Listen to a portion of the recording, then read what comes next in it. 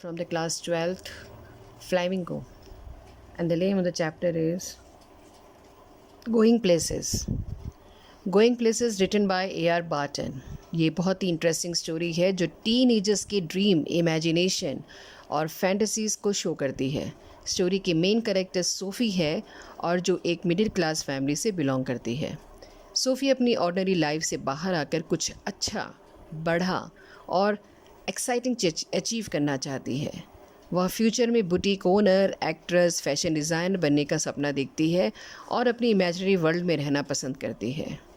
Story dreams और reality के difference को ब्यूटीफुली एक्सप्लेन करती है। यह चैप्टर दिखाता है कि टीनेजर अक्सर फेम और सक्सेस की फैंटेसी में खो जाते हैं, लेकिन अनरियलिस्टिक ड्रीम कभी कभी डिसअपॉइंटेड का रीज़न भी बन जाते हैं। Let's focus on the summary. Story की मेन कैरेक्टर सोफ़ी एक टीनेजर स्कूल गर्ल। वो अपनी फैमिली के साथ एक स्मॉल और एक बहुत ही पुअर लोकेलिटी में रहती है। सोफ़ी का नेचर बहुत ड्रीमी और इमेजिनेटिव है। वो हमेशा बिग ड्रीम्स देखती है और अपनी ऑर्डिनरी लाइफ से बाहर निकलना चाहती है।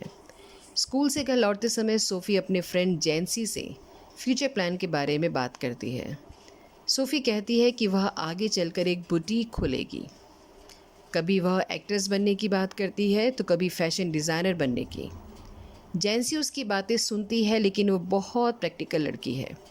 उसे पता है कि उनकी फैमिली की फाइनेंशियल कंडीशन इतनी अच्छी नहीं है कि इतने बड़े ड्रीम्स आसानी से पूरे हो सकें।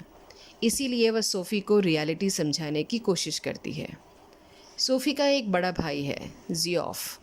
जियोफ क्वाइट नेचर का लड़का है और मोटर मैकेनिक अप्रेंटिस के रूप में काम सीख रहा है। सोफ़ी जियोफ को बहुत एडमायर करती है क्योंकि उसे लगता है कि जियोफ बाहरी दुनिया के बारे में बहुत कुछ जानता है। सोफ़ी अपने हर एक्साइटिंग बात सबसे पहले जियोफ को बताना चाहती है। एक दिन सोफ़ी जियोफ को बताती है कि उसकी मुलाकात फेमस फुटबॉल प्लेयर डैनी कैसी से हुई। वह कहती है कि डैनी कैसी ने उससे बात की और वे दोनों कैजुअली मिले थे। जियोफ उसकी बात पर पूरी तरह विश्वास नहीं करता, लेकिन फिर भी क्वाइटली उसकी बात को सुनता है।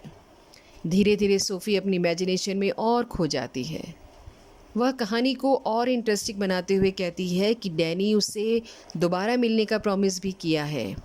जब सोफ़ी यह बात अपनी फैमिली को बताती है तो उसके फादर, ब्रदर बहुत एक्साइटेड हो जाते हैं क्योंकि डैनी कैसी एक वेल नोन फुटबॉल स्टार है। डिनर टेबल पर सभी उसी के बारे में बात करने लगते हैं। सोफ़ी को यह अटेंशन बहुत अच्छा लगता है। असल में सोफ़ी ने डैनी कैसी के से कभी प्रॉपर्ली मुलाकात ही नहीं की थी। वह सिर्फ उसकी फैंटेसी होती है। वह अपनी बोरिंग लाइफ से एस्केप करने के लिए इमेजिनरी स्टोरीज़ बना देती है। कुछ दिनों बाद सोफ़ी एक लोनली प्लेस पर जाकर डैनी कैसी का वेट करती है। उसे पूरा विश्वास होता है कि डैनी उससे मिलने ज़रूर आएगा।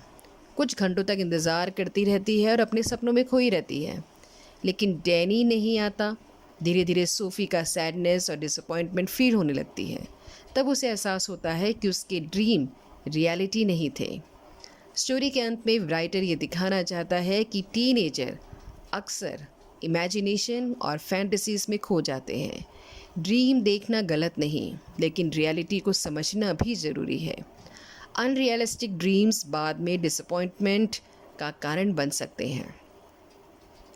The message of the story message that dreaming is good because dreams give us hope and motivation, but we should always stay connected with reality. Unrealistic fantasies can create disappointment and sadness in life.